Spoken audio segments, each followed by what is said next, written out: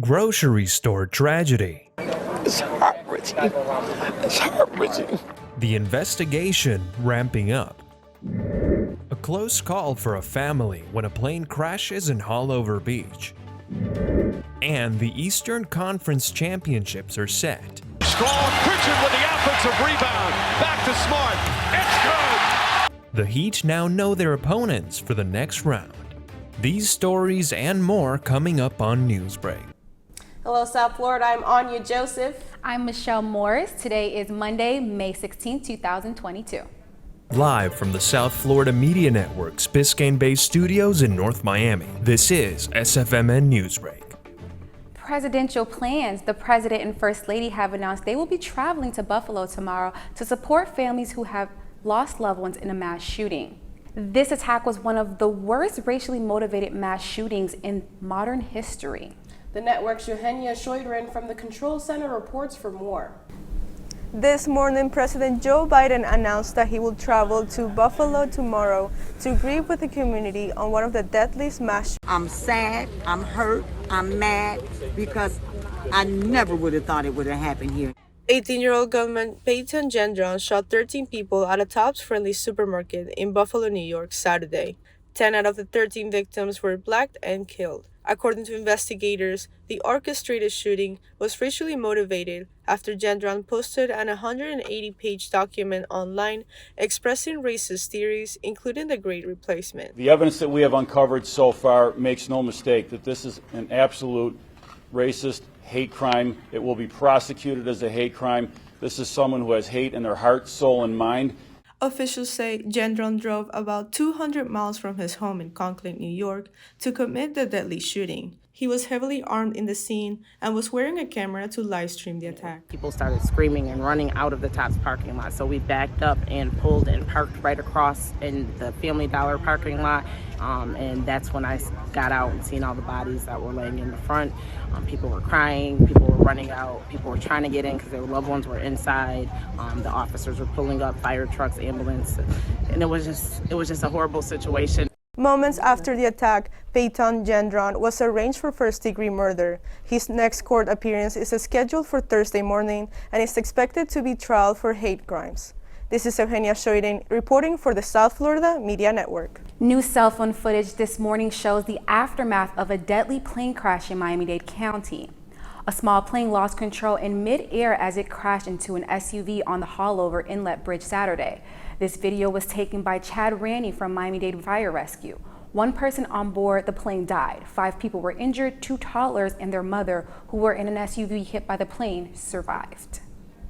While you were sleeping, officers reopened a portion of the Rickenbacker Causeway closed by a fatal cycling accident. The 2 cyclists were struck dead in Miami yesterday after being struck by a car in Miami. The victims, a man and a woman, both died at the scene. Authorities immediately closed off the causeway for investigation, and police detained 1 person for questioning. 1 person waking up in the hospital bed after a food truck fire. A Florida seafood festival in Vero Beach was interrupted because of the blast over the weekend. The victim, who was customer, ended up in the burn unit. A food truck exploded in Vero Beach, sending the visitor to the burn unit. Police believe it was a gas leak. The festival continued after the fire. Congressional support for 2 opposing abortion rallies. The rallies were Saturday in Orlando. One attended by Democrat Val Demings and the other attended by Republican Marco Rubio. Election season has officially started in Florida, and abortion rights are a key talking point for candidates. Rubio is seeking re-election in the U.S. Senate, and Demings is his challenger. Rivals renewed by both Miami Heat and Florida Panthers as they get set to start the next round of the playoffs. That's still ahead, and so is this story. The Cup Fund not only helped me pay for my bills, but it also helped me support my mom and my dad with some of their financial burdens. Rivalries renewed for both the Miami Heat and the Florida Panthers as they get set to start the new round of the playoffs. That's still ahead, and so is this story. When I was in foster care, I never knew when I would have to move, so I always had my suitcase ready to go. Then one day, I was adopted. My new parents opened their hearts and home to me. My parents cook my favorite breakfast for me every morning. My parents take me on trips I never thought I would go on. They gave me a home and an even better reason to use that suitcase. My parents aren't perfect, but they're perfect for me. With Julia's autism, loud sounds can be too much. But she still loves to make music. Yeah. Play band. Early screening for autism can make a lifetime of difference. Find out more at screenforautism.org.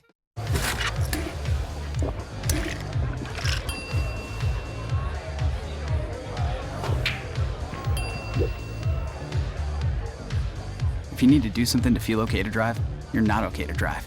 Don't drive buzzed. There was an old woman who lived in a shoe. She had so many children, she didn't know what to do.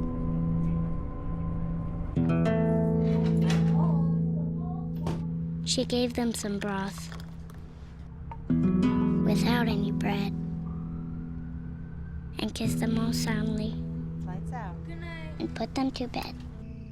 Hunger is a story we can end. End it at feedingamerica.org. I help our fellows design their paths as creative entrepreneurs. My experiences serving startups, creative businesses, and cultural organizations, and my journey as a queer mixed immigrant with Haitian and Arabic roots, inform the co-creative environment we foster at Radcliffe. We leverage our collective diversity to encourage the building of lifelong personal learning networks and mindsets that stimulate continuous innovation.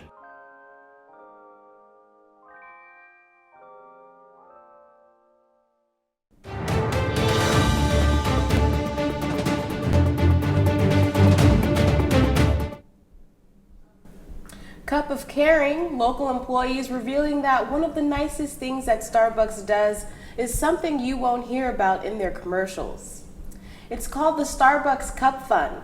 And as the network's Karen Altavilla reports, it's something they do to serve people who serve coffee.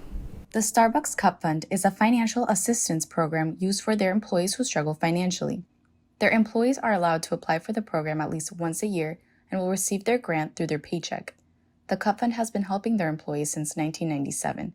It first started in Seattle, Washington for anyone in the company going through a crisis, whether it's a death in the family or even losing a home. I've received the Cup Fund twice in my 6 years of working at Starbucks, and both times it's helped monumentally. My very first time, I was still in high school and I was living alone. So I had a lot of financial burdens. It helped me pay my rent, it helped me pay for groceries, pay gas, everything like that. And then the second time I received it, it was during COVID. We had just shut down the store and we weren't receiving pay. So the Cup Fund not only helped me pay for my bills, but it also helped me support my mom and my dad with some of their financial burdens.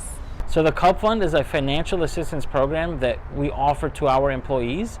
It is a great benefit. It's for whenever a partner experiences a financial hardship. So the best part about it is that it's free. They don't have to pay it back, and it's a great benefit to have to fall back on just in case something happens. The Starbucks Cup Fund has helped aid millions of their employees, and that's thanks to the customers with the app. For South Florida Media Network, I'm Karen Altavilla. The Miami Marlins suffer a bad loss against the Milwaukee Brewers. Last night, the Marlins lost their lead after the Brewers were able to catch up during the top of the fifth. The Brewers leaving the 3:05 with a final score of 7-3. The Marlins play the Washington Nationals tonight at 6:40. This morning, the Miami Heat know who they'll be playing in the NBA Finals Eastern Conference Final. The Boston Celtics hosted the Milwaukee Bucks in Game 7 of their second-round series. The winner is getting a trip to Miami, and the loser is getting an end to their season. The Celtics won big and are advancing. Game 1 is at the FTX Arena tomorrow at 8:30. That's all the time we have for Newsbreak today. I'm Anya Joseph. I'm Michelle Morris. Get more news anytime at FSMN at FIU.edu.